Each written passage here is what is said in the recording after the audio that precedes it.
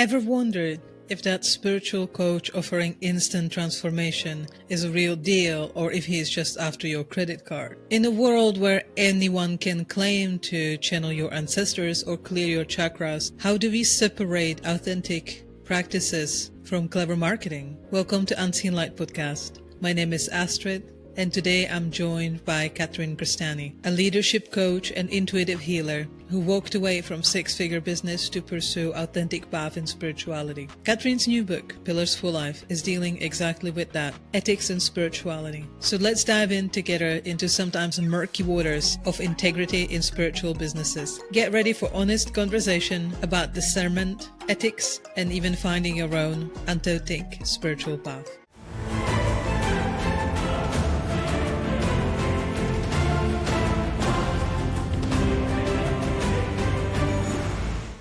Hello, everybody, and hello, Catherine. It was so lovely to have you here.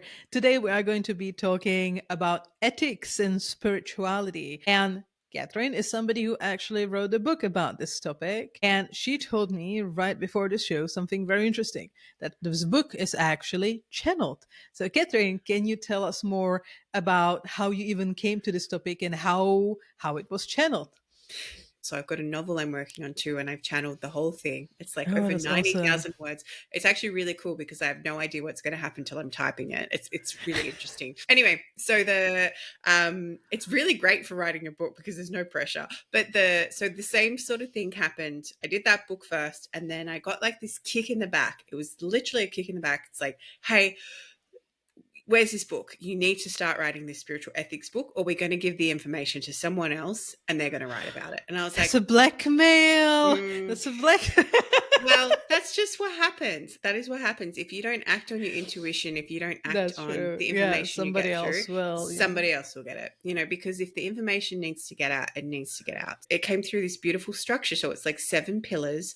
And then it talks about a keystone. So a keystone, if anyone knows architecture, is like the piece in the bridge that holds it all together. So there's a keystone, and then there's also groundwork and a foundation. And that's just spirit, right? That's what spirit does. It helps you evolve things. And when you're open to that and able to channel that and allow it to flow through, you're not attached to the outcome of it. What you're attached to is learning to listen to your intuition and let that inner wisdom and inner guidance and inner light, we'll use your words as well, inner light actually come through. The energy goes into the book. It's just all flowed. It's just being, and that's how it's normally when you're on the track, that is exactly how it works. And why out of all the topics you think the spirit chose ethics? Because that's not very, it's a topic that I don't really see a lot of articles or just content about. Why do you think they choose this specific topic? For me personally, I went through an ethical questioning thing during the whole pandemic and stuff. So that was part of why I think I've got this information. But secondly, my mentor and I, we were always questioning, how are these people practicing that are clearly not aligned with people's highest and greatest good? And there's kind of this ego-driven component to it. So often with gurus and things like that, they'll be there saying this message and then go and do something completely different in the background, which isn't authentic, right? Because when you're living your life to a standard, a high standard, that just usurps across all part of your life, and it's not, we're human, we make mistakes and sorts of things like that, but it's also being accountable for yourself too and owning that too. So it's just, and I feel that the reason it came to me is because first of all, I was open. I love writing.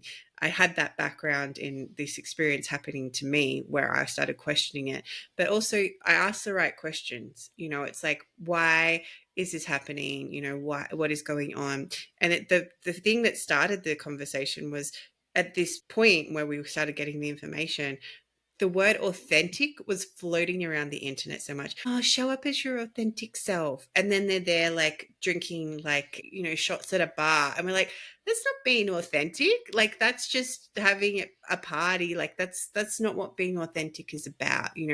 Being authentic is actually showing up as your soul expression and choosing whatever your soul leads you to do, despite everyone else telling you otherwise. And that is such a big thing to live by and learn to go forward with, because So often we get drowned out by the noise, and we build lifestyles and we build our life around what everyone else tells us or the expectations everyone else supposes that we should be doing. Whereas being your authentic self is actually listening to who you truly are and knowing yourself so well that when you are triggered or when a flaw or a wound comes up, because they never go away, like this is the other thing, this is part of the ethical thing, which I'll circle back to. But when those triggers or those flaws or those wounds come up, you know them so well because you know yourself so well that you can keep doing what you need to do anyway without them, derailing you completely. They still come up and like give you a little bit of a, like a jolt. I like to think of it as like turbulence on an airplane. You're like, oh, okay, here we go again. But at the same time, because you've discovered, know yourself so much, you've understood like when I get to this point of stress, these triggers come up, then all of a sudden they don't bother you as much because you've embraced all parts of yourself. And that's part of being authentic too. And, this is a big thing too. Like even I say I'm an intuitive healer, but you're never fully healed. You're not meant to be fully healed Yeah, because it's ongoing process always. exactly. So if you have Never anyone's ends. yeah. And it's not about, if you have a physical symptoms or physical ailment, it's not to say that that can't be cured or shifted, but the underlying wound that caused it to get to that tragedy or that expression in the first place is still going to be there. So, it's like understanding that, okay, this happened. This is what the trigger was. This was the cause of it. I'm actually going to embrace that, accept that that was part of my life. And then I'm going to keep going. But I know it's still there because it never fully goes. And even, if people said, oh, if I could erase my memories and things like that, it doesn't matter. It's still imprinted on your system. It's still imprinted on your soul. It's still in your energy, so even if you can forget it, it's still there.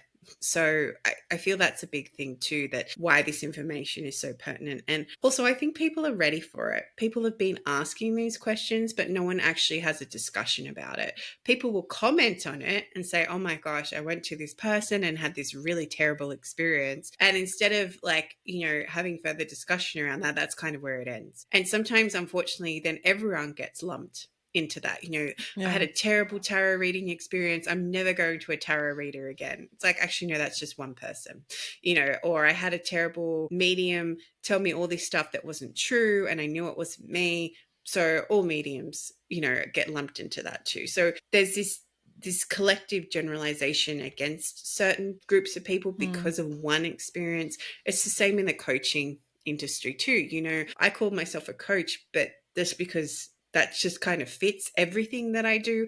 But at the same time, there's so many people that go, oh, I don't need coaching. And it's like, well, the fact that you're already so reactive and triggering is telling me that there's something that I'm pushing in your buttons that is making you arc up like that way against me, or you've had a really bad experience with the coach. So I'm already lumped in there. I'm never working with you because you're a coach, so it's really interesting how that kind of then ripples across society. I would say that obviously sometimes you can have like very obvious red flags like when you are starting to talking somebody, but from my experience when it comes to like more, I would say, ethically problematic groups, usually it's groups with some sort of like a leader, I think that a lot of people might have this idea that, oh, that cannot happen to me because I'm smarter than that, I could be able to tell what's going on.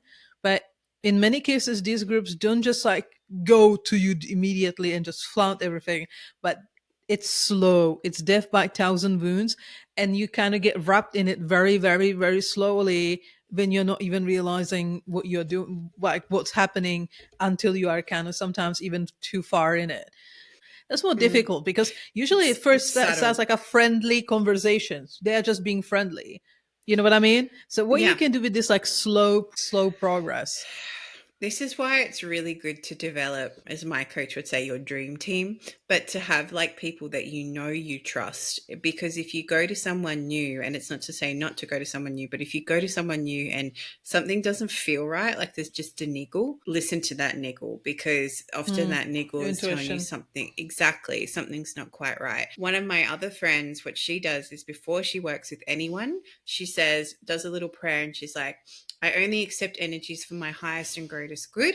and anything else will be deflected. And so she did that before she went to work with this, I guess, medicine man. And this medicine man was already there going, oh, you're going to feel so much energy. You're going to feel amazing after you leave. And she's like, I already feel something's not right here. And she's a very sensitive person. And when she had this experience, she felt Astrid nothing, absolutely nothing. And he's like, oh, like, you just mustn't feel anything. You mustn't be a very sensitive person. She's just like, no, I already know that I'm not meant to have your energy. So if anyone says, like, even when people say they channel beings, be very wary of that, because, you know, for me, like, I channel, but I channel like kind of how I describe it to people is my guides are kind of having a party with your guides, or my guides are there and then other people come up to them and tell them what's so they have to go through my defenses, if you will, before, and then my guides are kind of like, no, you can't get directly to her, because often when we go directly into people's energy or go directly to them, it lowers our own energy, which can be an issue within itself. Or if they're telling you that you can't do things yourself and you always have to rely on them, that is another big red flag. That's a big red flag, yeah. Exactly. Because we all have the power within us to do anything. You know, it's just we have different genius zones. So I say to people, like, I'm not a hand healer, but I work with energy really well. But if I need some hand healing, I will ask my husband, because he's definitely a hand healer. Like, he does Reiki and things like that. But at the same time, I have a group of people I know I can go to trust, because even when people are working on your body with their hands, your like heart chakra is attached to a chakra in your palm. So if people are misaligned and working on you, on your body, you're going to actually get a massive transfer of energy. Exactly. And it goes both ways. So as much as you need to make sure your protections are in place of your energy, the person who's the practitioner needs to be very conscious about their energy too. And this is why it's so important. Like, we talk about authenticity. The more you know yourself, the more you can catch those subtle things. So even my spiritual mentor, weirdly, we were just talking yesterday, and she's been feeling really off. And she goes, I don't know what's going on. I said, do you want me to check in? This is what we do for each other, right? Because we trust each other. And as soon as I asked, I saw, but I have to wait, because this is a big thing too. Like, you can have these gifts, but you just don't dump them on people. You have to ask permission, because sometimes they don't want to know, and that's fine too. You know, then you've done your job, you've asked, and then they've said no, and that's fine. You know, and what had happened was she had this really subtle energy attached to her, which was coming from someone in their friend group, because they were projecting things onto her. But this energy wasn't like so all her normal practices weren't working. So she knew something wasn't in alignment, because she could feel it in herself. She knew her energy. She knew there was something more going on than just feeling tired. And the energy itself, when I looked at it, it was almost like translucent. So it was almost like a trickery energy kind of thing. So you think it's okay, but it's not okay. And you think it's okay, but it's not okay. And this is kind of what can happen. If something doesn't resonate with you, or you don't like a crystal, or you don't like that guide, or just everyone's telling you this practitioner is amazing, and you get the icks and you're like, no, that's not, I don't want to do that.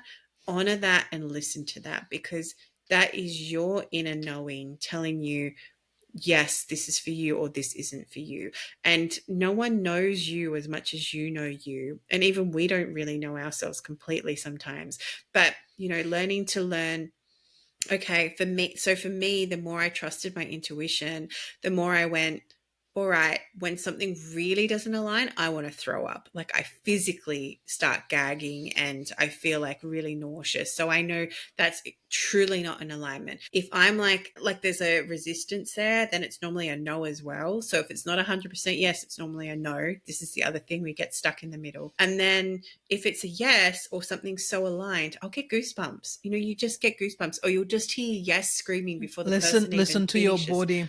Exactly, because your body has so much wisdom. And, you know, when you clear it and when you're really in tune to it, it does let you know, like, hey, this is aligned and this isn't aligned. But I have this story of, like, I almost got sucked into a cult. Right. I didn't realize it was a cult, but this is what happens. This is like Me the too. little things. And I didn't realize it. And Right? that's why I'm telling our listeners, like, don't think that you are too smart to not to be sucked in it. And because like 100%. what you see it from the outside, and you sometimes see it on the television, and you are looking at these groups, and oh, this look groups, they look so crazy. Like, who would be so insane to kind of got wrapped in it? They are not showing you the crazy straight away. So you just usually it starts as a friendly group of people. Yeah. And the other thing that a lot of people do is they use NLP for bad. And it sounds really weird, but they purposely use neurolinguistic programming to play on your emotional centers, use words that they know trigger you to pull you in so that you say yes to working with them rather than actually listening to what you really need. Because in the end,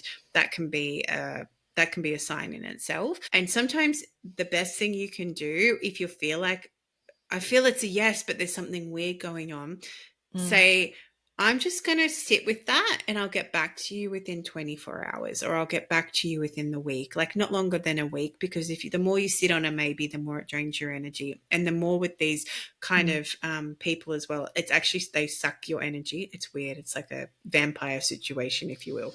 But you're like, yes. And then, Yeah.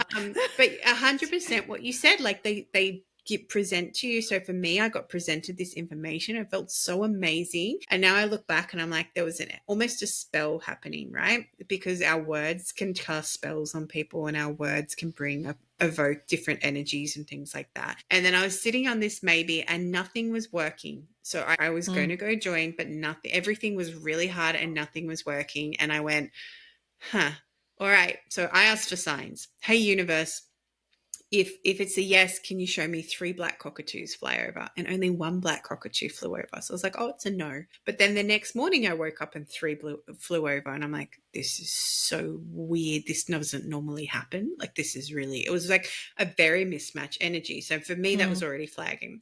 So I had my friend look into it. I said, I don't know what's going on. I said, it was a big yes, and then there was something in me making me hesitate. Can you have a check for me because you're outside of it? And then she said, like, it was, first of all, it was really hard for her to check the energy. So that was already a flag.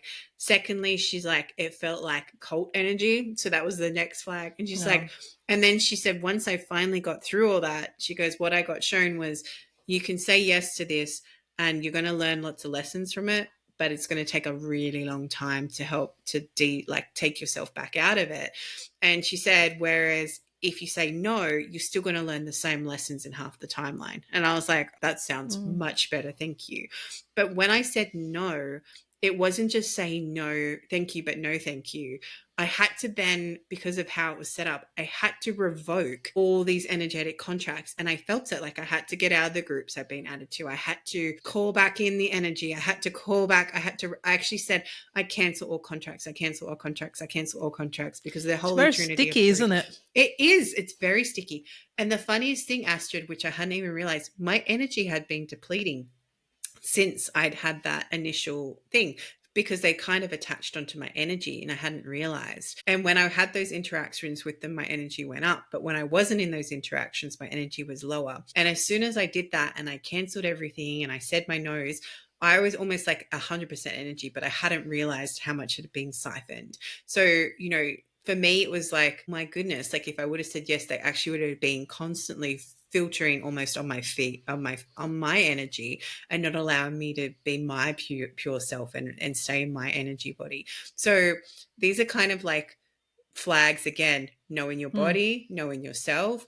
And also, if you have if it's like there's something that makes you hesitate, listen to that and just double check, is it fear of the unknown, or is it hesitation because there's something my soul's like, no. And if you're not sure, normally the universe will put up blocks in your way, stopping you from getting there. So for me, it was like, I couldn't transfer the money. I couldn't do this. I couldn't do this. I couldn't do this. Like all these blocks kept coming up.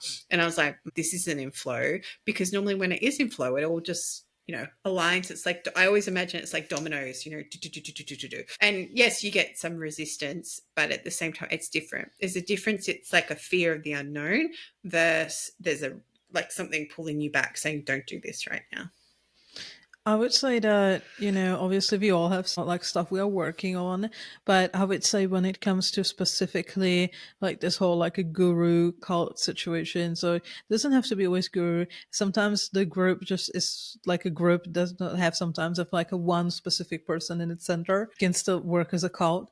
But what I notice is that basically, even if you are not perfectly healed, you should be honest with yourself. And for example, sit down and say to yourself, okay, yes, I am somebody who is weak to external validation. Like if somebody is offering external validation, I'm weak and I might go after it. Hey there, taking a quick moment to thank you for joining us on Unseen Light podcast, where we are making the invisible visible, one conversation at a time. If you are enjoying our honest, straightforward approach to spiritual topics, I would love for you to follow us wherever you are getting your podcasts.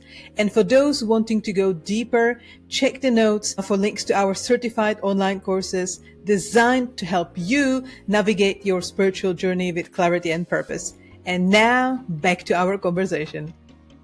So even if you're like, I think if you're not healed, if you still have that, at least if you're aware of that, then if you're in a situation like that, you can sit and ask yourself, okay, am I just fishing for external validation?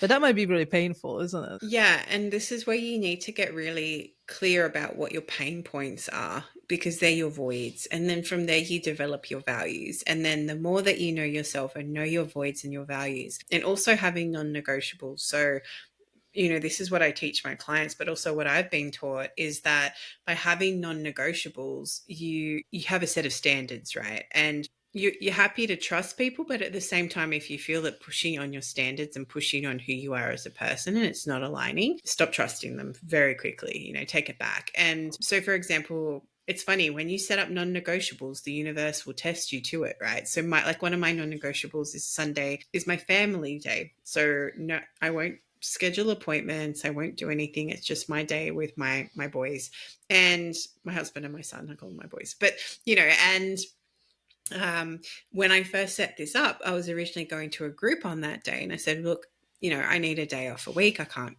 keep coming. Like, this is my, and the amount of pushback I got to keep trying to make me come, and it was almost like a test, like again and again and again. And I get things might come up that I have to go to on a Sunday, like I'm running a retreat and it will be on a Sunday. But at the same time, I make that adjustment with my family and I'll say, okay, well, I'll swap that day out because it's a one-off thing. It's not like I purposely made that. So when you have these standards for yourself as well, like for me, I value honesty. If you're going to lie to me, then you've lost my trust and that's done. And even I was like that when I owned a company. And I still remember I had this staff member and I only had to fire less than a handful of people, which was pretty good considering how long I ran companies. But this one person, I had to let her go. And she was crying. She's like, well, like, what can I do to change? I said, well, I don't trust you. And she's like, oh, well, how long, till you trust me again? I said, well, that's the question. And I'm not willing to stick around for you to stick around so I can figure it out because, as far as I'm concerned, you've broken my trust. And then as soon as she left, straight afterwards, I went up and I said, yep, she's done. And then the staff members started telling me all this other stuff that she'd done and actually had been lying to me and things like that. So I was like, thank you for the validation. But for me, that's a standard I have, like, be honest, no matter how hard it is.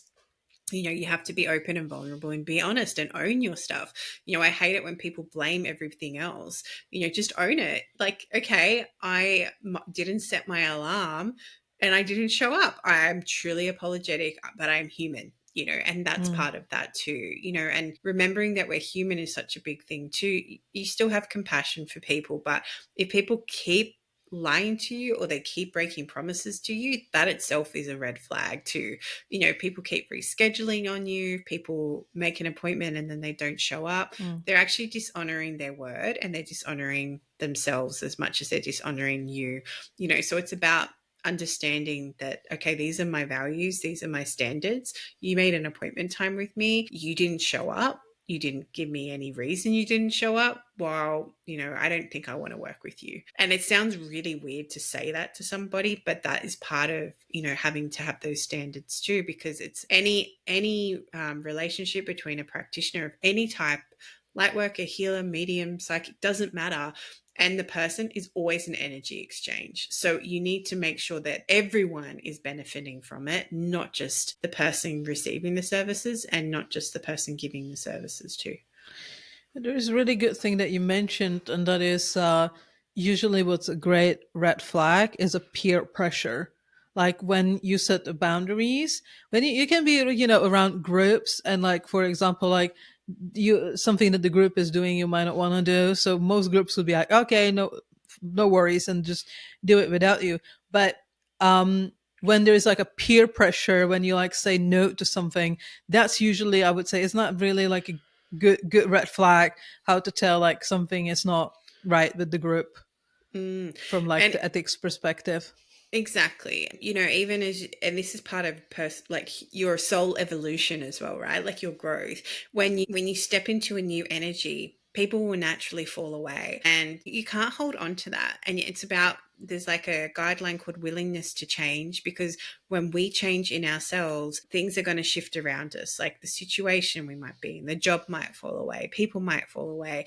And, people come into your life. I love this saying, for a reason, a season, a cycle, or a lifetime. And it's really important to remember that, because sometimes you're just not meant to still have that person in your life, and even I've heard stories of people living on the same street. And once they're done with each other, they never see each other again, despite the fact that they could potentially bump into each other.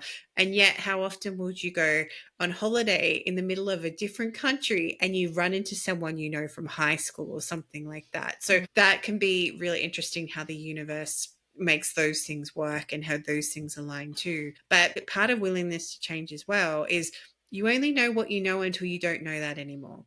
So if you get new information that changes your belief system and you've discerned that and go, no, that actually does feel more aligned than what I'm currently doing, you need to embrace that, because if you don't, then you're not doing better. You're not evolving and you're staying in an old paradigm that's no longer serving you. So, for example, when we first moved to our house where we are, I had this vision of building a healing center on this land that we have. But then who I was changed, and then it got to a bigger vision. And I went, actually, no, that's not going to work here, this big vision. And it's actually not what I want to do. But if I got that information earlier, I wouldn't have been ready to hear that, because it was part of my evolution. So then I'm like, okay, well, we actually need to sell the house that was meant to be our dream house, that we're going to live here forever. That's how we set it up. We're going to live here forever, and now it's like, well, no, it's changed. And you can have dreams and things and like that, but sometimes it shifts because you've evolved. And if you got that information any earlier, you wouldn't have been ready for it. So, trusting divine timing, that's one of my big lessons, but trusting divine timing, but also trusting and being open to change if it aligns with your soul. And this comes back again to that discernment, because not everything people tell you is going to align with you, or not everything everybody shares with you is going to align with you. Always come back to what feels good for you. So, for example, there's a crystal labradorite, and I cannot wear labradorite. I don't know what it is, if whenever I wear it, and I think it's partially because it's like, I don't know if I'm emphasizing the energy, but I'll always lose it. It'll break, it'll fall off and smash on the floor. Whenever I wear a necklace of it or have it on as like anything in any capacity, it does not work for me. Whereas other people are like, oh yeah, I love it, it's great for deflecting negative energy. Whereas I was like, no, I prefer I also don't obsidian. like it. I don't know why. Same. I just don't Same. like labradorite. Like, I like the idea of the sparkles, It's but so pretty. it's pretty, but it's just like something, but it doesn't sit with me well. Yeah. But at the same time, it's just like, all right. So again, it's like comes back to, all right, does this align with me or doesn't this align with me? If you're someone that works more with angels, your guides for those different pillars might be angels. But for me, I'm open and I work a lot with angels, but I work with multiple deities, like a multiple I'm not bound by religion. That's the easiest way to explain it. I just trust whoever comes through is meant to come through, and the same with the spirit animals, like you might not resonate with a wolf, but you might resonate more with a jackal or a cougar or something like that. Allow that to guide your practice and allow that to be the driving force, because that is what is right for you. And that's what it always comes back to. You are unique. Your soul is unique. Your experiences are unique. You have a unique story. What aligns with you and what doesn't align with you is always going to be unique for you. So even if you think, I've got this amazing gift, but everyone else seems to be doing it. Well, yes, everyone else could be doing it, but you bring your own unique spin to it. And that's what makes it you special and what makes you unique. And that is why you're here on earth, to serve in that capacity, because you have something unique of that. And it's even goes to the next level when you're learning things, when you're learning different tools.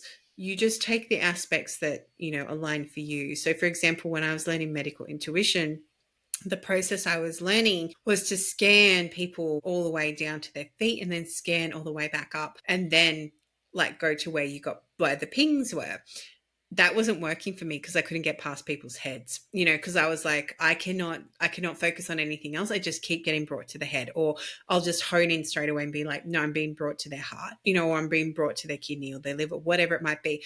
And once I ditched that and I respected that and I understood why that's a powerful process, I had to trust my intuition. And as soon as I did that, the session felt so much more flowy. It felt so much more aligned. And I got deeper into the problem and to the issue of why that person was there, that it allowed the session to move on rather than me just sitting there getting fixated on, but this is the procedure I got taught.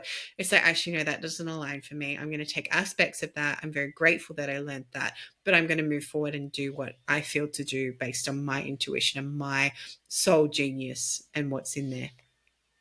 That's actually a good point, because the ethics with like spiritual healers, that's a whole another can of worms.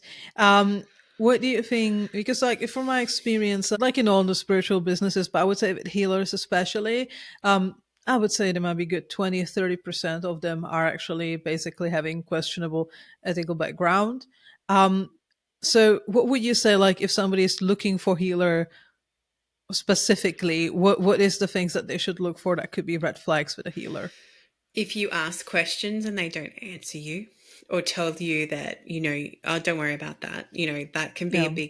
big flag. And I've talked to, it was funny because I interviewed multiple practitioners while I was writing the book to make sure I encompassed everything. If they're going to go broadcast everything, like in a non-confidential way, like it's okay to Yeah, like share. confidentiality. Yeah. Yeah, that is such a big thing. And it sounds really like, I was like, do I really need to put this in the book? And then my guides were like, yeah, you do. And I was like, oh, okay. All right, then. Because to me, it's just common sense, right? Like, you just don't go talking and labeling your client like in the middle. You can still share their experience, but you take all the names out of it and the identifying things so no one would know who they are. And another big thing is, if you want to learn more or you want to learn how to do it yourself and they say, oh no, you have to come through me, that is another big red flag, because they're not empowering you to step into your power. They are keeping you small, and even if people say to me like, how did you learn this? And I'm like, well, this was gifted, but this I learned through this and but then I'll ask for them, do you want me to check in possibly, what are you being pulled to? And they're like, okay.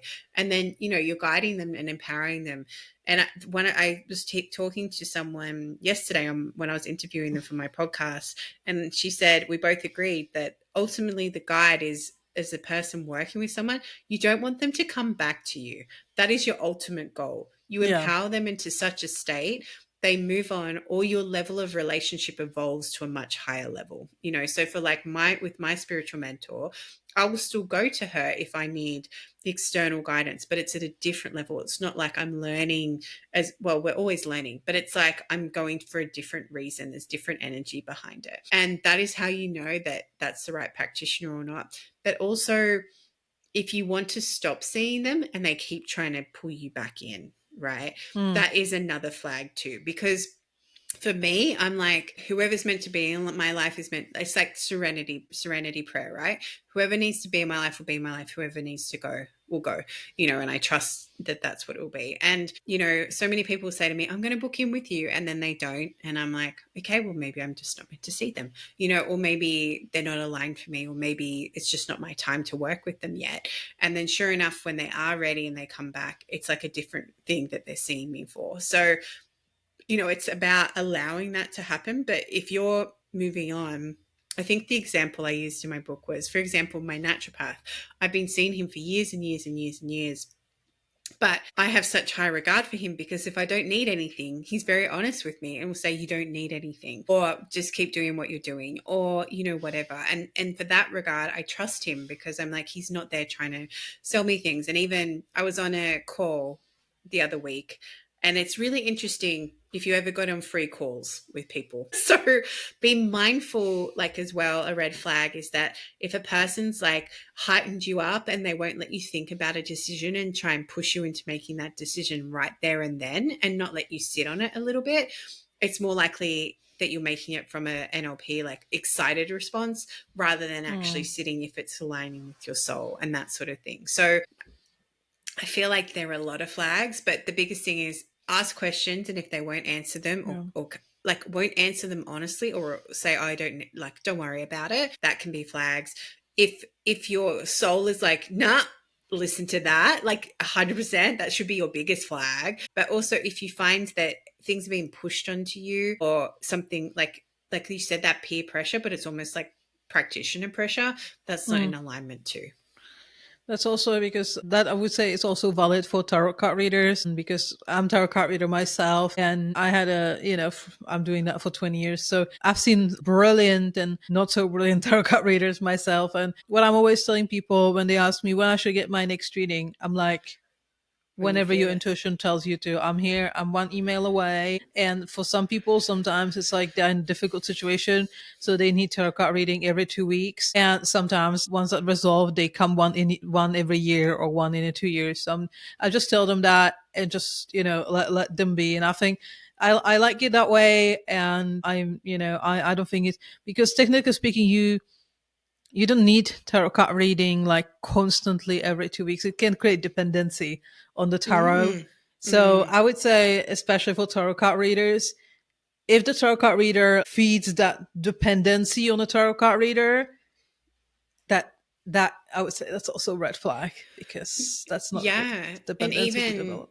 and I'm assuming you do too, Astrid, because it's like, this is what you're, and this is the thing I've learned too with medical intuition and things like that. It's like, this is currently how it's presenting, because you always have the ability to make a choice. And that's the very first pillar, divine will. We always have ability to make a choice. So we can be presented with the situation and then go and make a different choice because we've gotten this knowledge and we don't want that to happen, So nothing is absolute.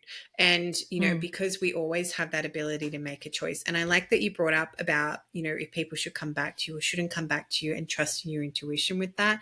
And sometimes, it's different. Sometimes if you have a really complex body problem, it might be the practitioner says like, look, I recommend you do come back in 2 weeks, and you book in with that.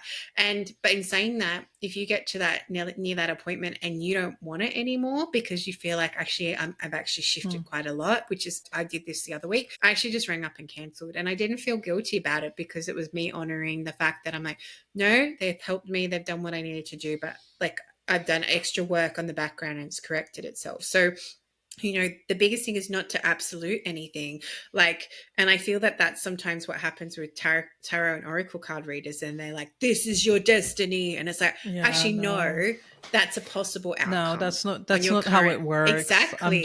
I'm doing tarot card Exactly. reading. It's Yeah. like how I describe a card reading, no matter what anybody tells you, it's like a weather forecast. I see certain outcomes more probable than the others. And depending on your actions and your choices, you can make some of them even more probable and some of them less probable.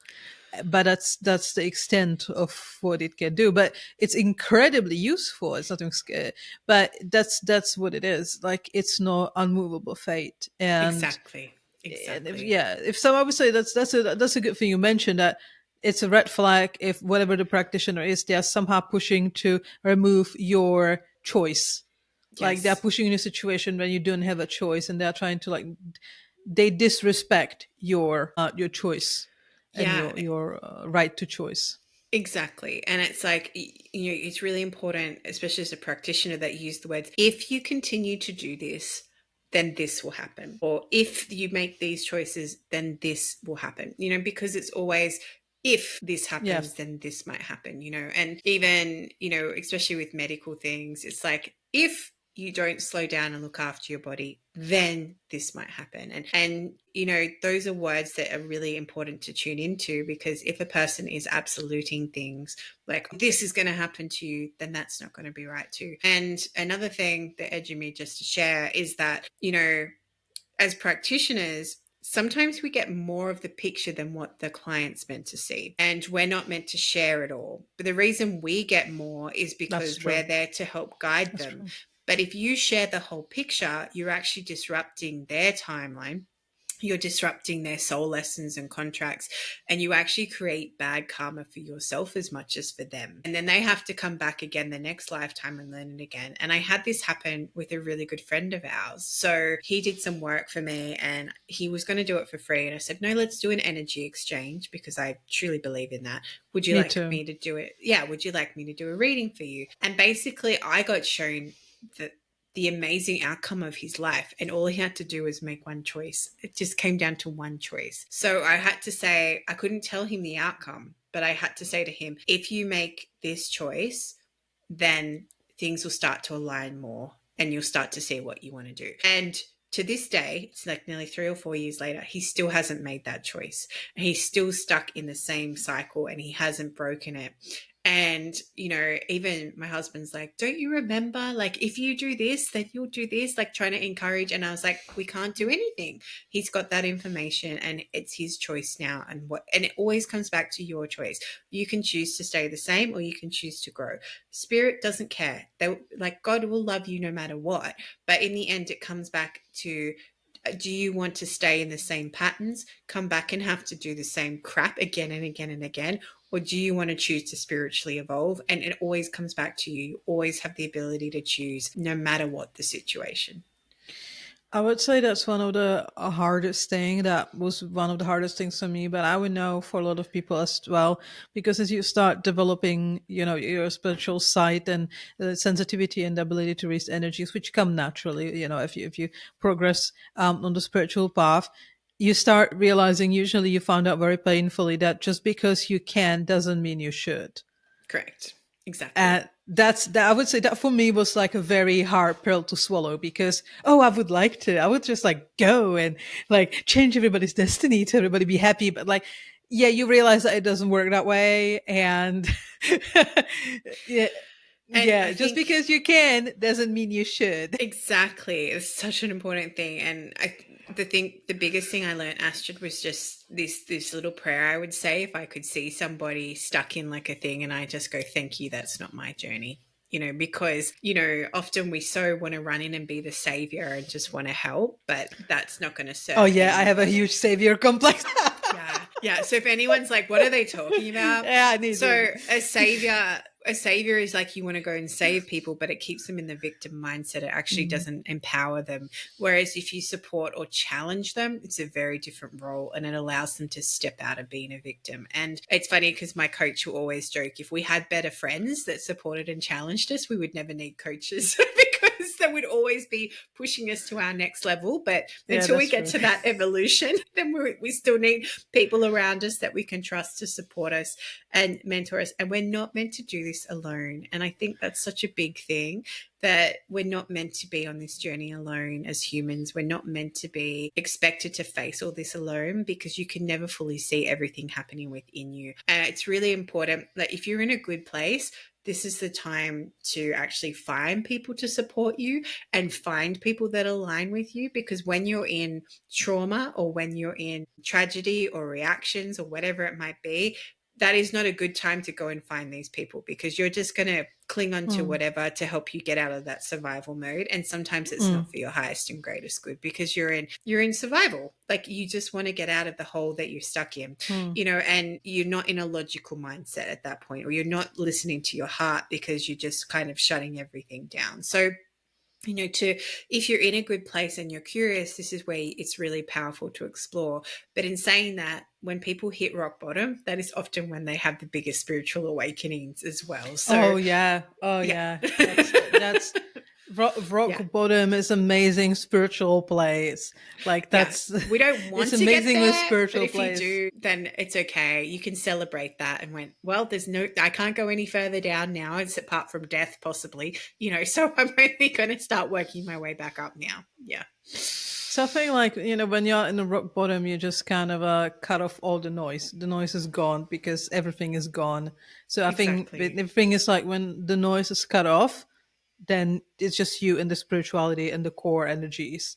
And then Exactly. you kind of have to face the core and you may be able to see it. I think that's the biggest thing, like everyone has, again, it comes back to everyone has their unique story, everyone has their unique journey. And the more you know yourself and the more you can trust your own intuition and your inner light, the more that you will make aligned decisions that allow you to flow and allow you to be in a state of alignment for yourself. And then often you won't attract these practitioners or you won't attract these people into your life. But if you're fearful of it, you will attract it. And the reason that happens is because like attracts like. And if you keep fearing it, then you will experience it. And the reason, I Yeah. know I've Don't be had some afraid. incidences with that where I've gone to practitioners and definitely not feel aligned. But for me, I had to go through that to learn what that felt like. And I feel like part of it was so it could go into this book, but also part of it was for me to discern and go, okay, that didn't feel right. Why didn't that feel right? And also to become more mindful of how my energy works when other people connect into it for whatever reason. Not being also afraid to walk away if something Yes, doesn't feel right. 100%. And Don't be speaking yeah. up and saying to stop if you need to stop. And I know that's really hard because a That's lot really of hard us for a have lot of people people. pleasing.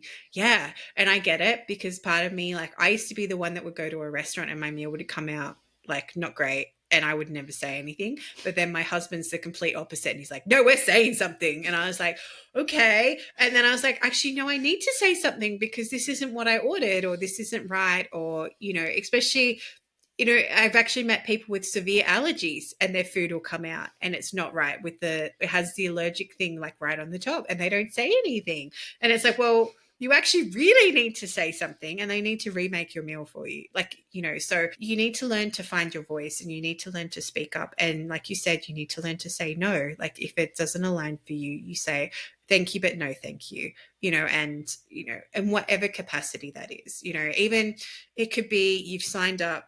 I found this a few times. I've gone into like free group chats or group channels or something like that, and the energy will feel gross, and I just get out straight away. I'm like, Mm. no, this isn't right. So trusting that and owning that. And for me, I know I do not do online live group recordings. I do not do that. Like if it's a class, that's okay. But if it's some sort of channel or some sort of energy work, Mm. it does not align for me. So it's really been really trusting on that and owning that and Know your respecting that too. boundaries. Exactly. Exactly. So to sum it up, what would you say, like, especially, with, let's say now with like modern, like a social media and a lot of spirituality being online, what do you say might be like the biggest ethic challenge that people might be facing now? The bombardment, I would say, of everything. So I know a lot of people are using Chat GPT to get spiritual advice. I'm going to say that doesn't really work to a point. Like, yes, if you're looking up what your astrology chart means or the tarot card means that they've pulled, fine, that's fine. But tarot's an art because you have to weave together the story and you get other bits of information that come through. You know, and if anyone's just kind of reading the card and reading off the script, they're not a talented tarot reader. They're just reading the script, right? This is the difference. This is the discernment. You know, and there's so much noise, like you said before, there's so much noise. It's what do I listen to and what do I don't? You can scroll, and I guarantee you, if the universe wants you to know something or see something, it'll stop right there on the right part of your feed. And it might be True. to the point that you go, oh, this isn't for me. I'm going to unfollow that person. And don't be afraid to unfollow people if they don't Don't be align afraid with to walk you. away. Don't be afraid to unfollow. Exactly. And because, who you surround yourself with, even on your social media streams, who you put yourself in the room with, what energy you are exposed to, whether it's what you're watching, what you're listening to, it all impacts you on such a deep level, Like so sponges, and an energetic exactly. sponge, you soak it up. And they've done so much research on this now. Like there's the Emoto water experiments, there's a living water book, there's a lot of stuff coming out of the Heart Math Institute showing how much negative stimuli impacts your system more than what you realize. So for me, I cannot watch violent things anymore. I just cannot do it. I will have nightmares for weeks. It's so triggering to me. I'm the rom-com person. I will happily sit down and watch a rom-com, and I want to know there's a happy ending. I want to know, I want the happy ending because there's so much drama and stuff in life, and it's about, being really conscious about what you feed into your system and what you allow to come in. And that's with social media. And if you're finding too that the person is constantly like advertising, or that their ads can be a big flag too. Like if they're so aligned and they're manifesting things, they shouldn't be advertising that much. I always find that a very interesting contrast, right?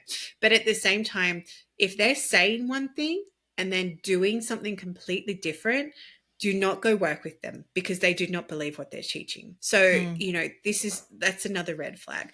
So just, there's so much noise and that sort of thing. And, there's this big fear of AI. But what it comes back to is, as a human, AI cannot have intuition. AI does not know you fully inside and out. It can know you to a point. Like I was using AI to help me write my copyright thing for my book, and the AI was actually congratulating me and telling me, "Oh, I'm really excited to see your book come out." And I was like, "Oh, this is weird." Like I was actually really freaked out by it. But at the same time, because I've been using it to help different parts, it kind of understood what I was creating.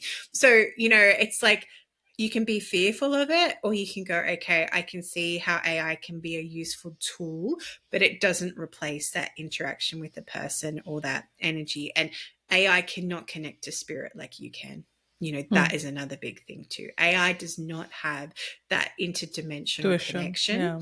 It only can connect to what information it has access to. I would say with spirituality, quality over quantity. Exactly. Definitely, you need to. I would say find it quite interesting because, like, I think it's because when it comes to like subtle energies, it's not that visible, that clear what you're absorbing, what effect it has on you, because it's not always immediate effect.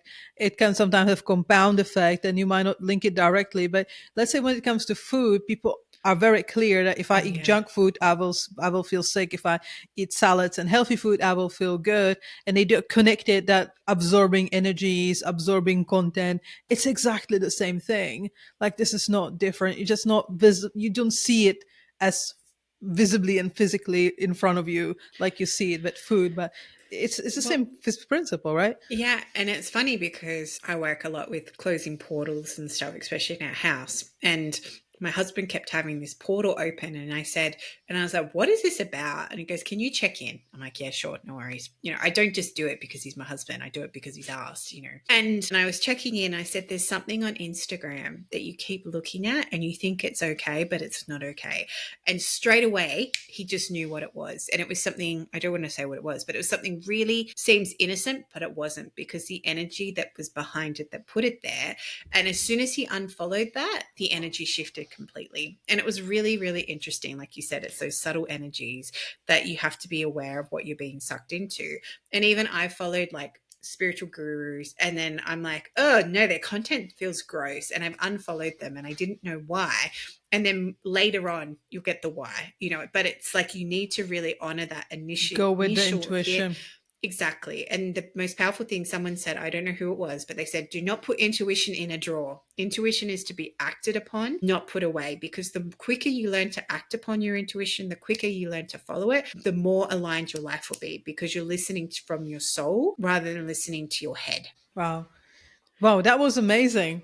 Thank you so much for all the wisdom that you shared with us today. And if you can let us know what type of people, what type of clients you work with, what you do for people, and where people can find your book. I work a lot with women, but I'm not discriminate. If you're a male and you want to work with me, that's cool too. But the biggest thing that I do is I help people tap into their highest timeline or their highest potential and unpack that whatever way it might be. So it might be working with the DNA. It might be if they're stuck on a business problem, because my background is like, I'm very good at building companies, so, we can help you work through your business or something that you're stuck on in your life. The biggest thing that I tend to attract is mothers, and really about finding your voice again in business, in your family and your health. And just because you're a mum doesn't mean you can't have a career, but you don't have to be a career mum either. Like, you can actually make the choice to be a mum first, which is what I'm embodying, that archetype. And then you can choose to do your other things around your life.